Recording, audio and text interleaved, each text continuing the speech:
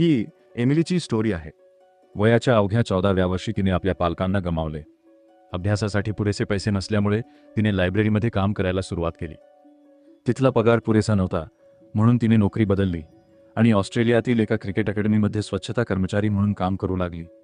तिथे तिने कधीही महिला क्रिकेटपटूंना सराव करताना पाहिले नाही, त्यामुळे क्रिकेटने तिला कधीच प्रेरित केले नाही. पण तिने तिथल्या महिला फिजिओकडे लक्ष दिले. त्या तिच्यापेक्षा खूप चांगली कमाई करत होत्या.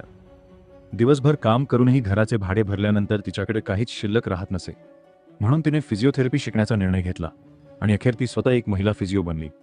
याच काळात तिचे एका स्थानिक क्रिकेटपटूवर प्रेम झाले.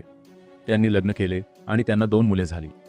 पण तिच्या पतीला क्रिकेटमध्ये मोठे यश मिळवता आले नाही. दारूमुळे त्यांच्या घरातील वातावरण बिघडले आणि एके दिवशी तो त्यांना सोडून निघून गेला. तिने एकटीने आपल्या दोन्ही मुलांचे संगोपन केले. कॉलेजची फी आणि रोजचा खर्च भागवण्यासाठी तिचा संघर्ष अजूनही सुरूच होता. त्यानंतर एका प्रशिक्षण सत्रादरम्यान हेझलवूडने तिला पाहिले.